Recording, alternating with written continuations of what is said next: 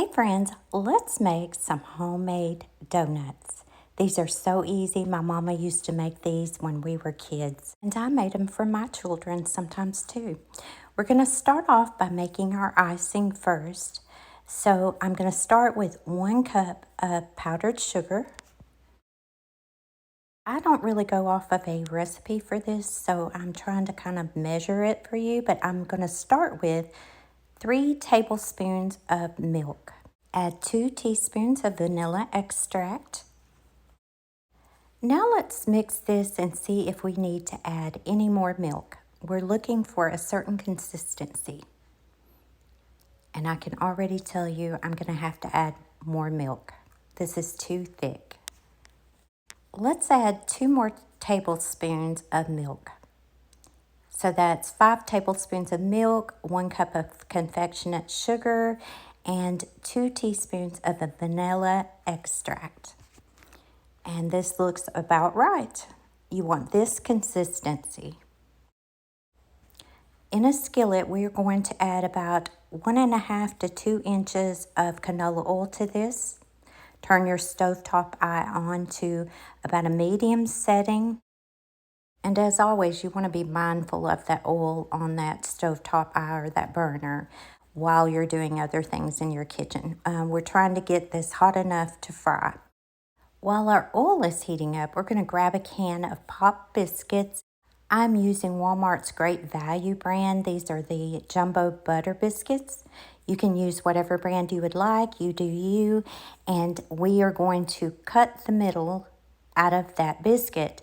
You can use an apple core if you do not have a tool like I have. This is an old donut cutter. At least that's what I've always used it for. And I'm not sure if it came from my grandmother or if I picked it up along the way somewhere. But that's what we're going to use. And if you have one like this, you're going to want to oil that. Then using your apple core or your donut cutter, we're just going to cut this biscuit and cut the middle out. Just like this. You did see me flatten my biscuit a little bit, but that's only to make my biscuit the size of my donut cutter. If you're using an apple core, you don't have to do that. Now on the other side of my skillet, I have got a baking sheet with some parchment paper on it. I do suggest you do that. It keeps from making such a mess. Now we're going to check and see if our oil is hot enough to fry, and yes it is. You will be able to tell because as soon as you lay that donut hole in there, it's going to be bubbly around it. It's ready to fry. You're good to go. So we're just going to go ahead and drop all those donut holes in. We're going to do the donut holes first. I like to roll mine around in my hand because this actually keeps them from popping open because they're so tiny. And of course, they look more like a donut hole. Then once you've got all your donut holes in here, we are going to let these fry for about 1 minute on each side. If your temperature is right, it's going to take 1 minute on each side.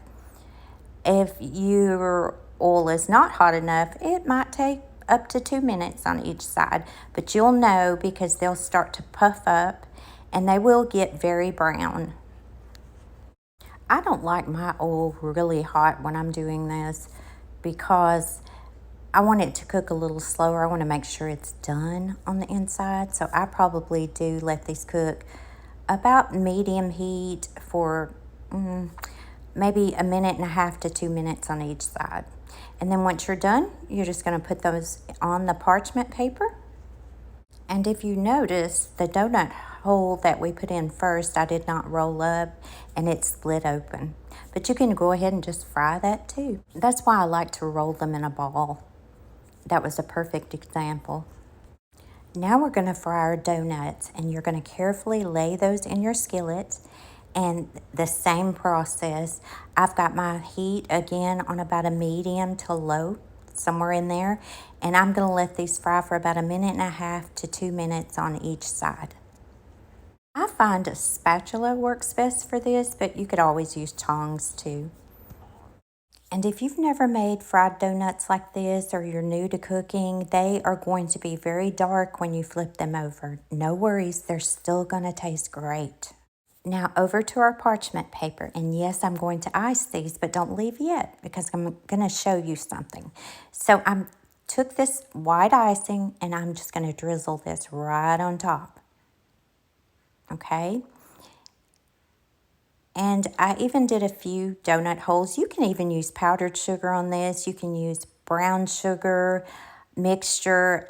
I'm not crazy about that, but you can decorate these however you want to. You can even put maple syrup in your icing, or you could do cinnamon. I mean, the possibilities are limitless.